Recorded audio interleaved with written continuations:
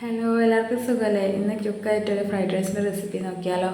Chicken fry ചെയ്യാൻ ഇട്ടിട്ടുണ്ട്. Oil ഒഴിച്ച് കൊടുക്കാം. വെല്ലുള്ളി ചോപ്പ് ചെയ്ത് നമുക്ക് വഴറ്റാൻ കൊടുക്കാം. അത് നന്നായിട്ട് സോട്ടായതിന് ശേഷം നമുക്ക് ഇഞ്ചി വെളുത്തുള്ളി പേസ്റ്റല്ല യൂസ് ചെയ്യേണ്ടത്. അത് ചതച്ചിട്ട് അതിൻ്റെ വാട്ടർ മാത്രം കുറച്ച് വെള്ളം എടുത്തിട്ട് ഒന്ന് വാട്ടറിൽ ഒഴിച്ചാൽ മതി. അത് നിന്നിട്ടത് സോട്ട് ചെയ്തതിന് ശേഷം നമുക്ക് കാബേജ് ഗ്രേറ്റ് ചെയ്തത്, ക്യാരറ്റ് ഗ്രേറ്റ് ചെയ്തത്, ബീൻസ് ഗ്രേറ്റ് ചെയ്തതും കൂടി ചേർത്ത് കൊടുക്കാം. ഒന്നും ഹൈ ഫ്ലെയിമിൽ വെച്ചിട്ട് ചെയ്യരുത്, മീഡിയം ഫ്ലെയിമിൽ വെച്ചാൽ മതി. ഒന്നും നന്നായിട്ട് വെന്ത് പോകണ്ട, ഒന്ന് ജസ്റ്റ് ഒന്ന് സോട്ട് ചെയ്താൽ മതി കേട്ടോ. ഉപ്പ് നമ്മൾ ആവശ്യത്തിന് എല്ലാത്തിലും ചേർത്ത് കൊടുക്കാം. റൈസിലും ആവശ്യത്തിന് ഉപ്പ് വേവിക്കുമ്പോൾ തന്നെ ചേർക്കണം. ലാസ്റ്റായിട്ട് ക്യാപ്സിക്കം ചേർത്ത് കൊടുത്തിട്ടുണ്ട്.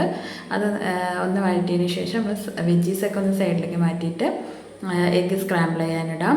അതിൽ കുറച്ച് ഉപ്പ് ചേർക്കുന്നുണ്ട് കേട്ടോ ഞാൻ. അതിനുശേഷം അതെല്ലാം കൂടിയിട്ട് അങ്ങോട്ട് സോട്ട് ചെയ്യാം. അതിനുശേഷം ചിക്കൻ ഫ്രൈ ചെയ്ത് വെച്ചിട്ടുണ്ട് സൈഡിൽ. സാധാ ചിക്കൻ ഫ്രൈ മസാല യൂസ് ചെയ്തിട്ട് ഫ്രൈ ചെയ്തതാണ്. അതിന് നമ്മൾക്ക് ഇട്ട് കൊടുക്കാം. അതൊന്ന് സോട്ട് ചെയ്തതിന് ശേഷം ലാസ്റ്റ് നമുക്ക് സെല ബസ്മതി റൈസ് ആട്ടോ ഞാൻ അവിടെ യൂസ് ചെയ്തിരിക്കുന്നത്. അത് വെന്ത് പോകാൻ പാടില്ല ഒരുപാട്, കറക്റ്റ് വേവിനെടുക്കണം. ഒരു 3/4 വേവിലെടുക്കാം. അത് ഇട്ട് കൊടുക്കാം. അതിനുശേഷം മുളക് പൊടി ഇട്ട് കൊടുക്കാം.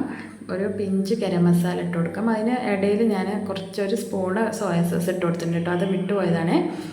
അതും കൂടെ ഒഴിച്ച് കൊടുക്കണം. അതിന് ശേഷം അതൊക്കെ പെപ്പറാണ് ഞാൻ ഇടുന്നത്, പെപ്പർ പൊടി അതും കൂടി ഇട്ട് കൊടുക്കാം. എല്ലാം എരിവിൻ്റെ ആവശ്യത്തിന് ഇട്ട് കൊടുത്താൽ മതിയേ. അതിന് ശേഷം റെഡിയായി ചിക്കൻ ഫ്രൈഡ് റൈസ്. നമുക്ക് കുറച്ച് മല്ലിത്തല ഇട്ടിട്ട്